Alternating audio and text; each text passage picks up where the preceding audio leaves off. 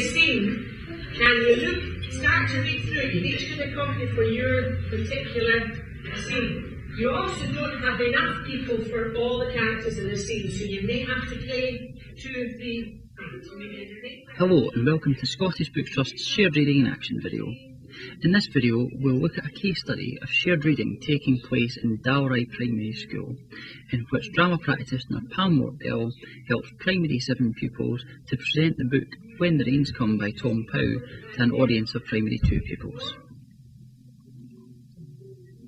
There are many benefits to shared reading. For older pupils, sharing books with younger pupils is a chance to develop confidence and higher order skills. For younger pupils, the emphasis is very much on the enjoyment of the experience of sharing and discovering a book together. There are many different ways to share books, and it's important to remember that in this video, this is just one way in which the class have chosen to share their experience of the text with another group of younger pupils. So when the class started out the project, the goal was simple. It was to make the book When the Rains Come accessible to Primary 2 pupils. When the Rains Come is a beautiful, vividly illustrated book about life in Malawi for underprivileged mothers and for orphan children. There is slightly more text in this book than in other picture books, and that was part of the challenge and part of the reason why this book was felt to be an appropriate choice for shared reading, as Primary 7's method of interpretation would help to make the book accessible to the younger pupils. The pupils decided on a dramatic retelling as the best way to convey their experiences of the book to the Primary 2 pupils. There are many things to think about. First of all, the cast has to stay constant, as the younger audience of pupils is likely to be confused by any changes of cast. So this leaves the question of, what about the rest of the class? What roles do they take on? This, as we'll come to later on, is where the roles of the band and also the stage or prop managers comes into question. For the first step, the pupils needed to produce scripts. Part of the reason for this is that there really is no need to reproduce the full text of the book when presenting to younger pupils. After this, the pupils practice taking roles and reading them. For the next stage, the pupils take their final roles. This is where you choose the cast and also choose who's going to be in the band and who's going to be the stage managers. The materials that you'll need for this kind of performance include instruments and costumes. It's quite important to let the pupils choose their own costumes, as this can involve a lot of creative decision making.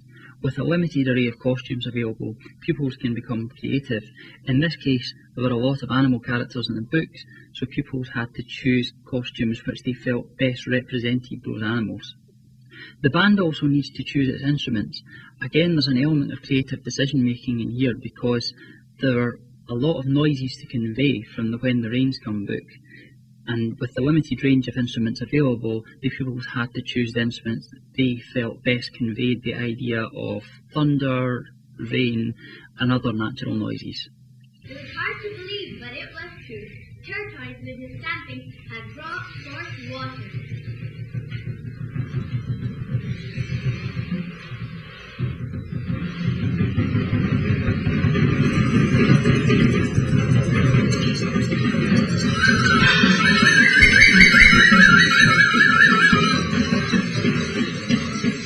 It's always a really good idea to allow your pupils in on the decision-making process as regards props as well.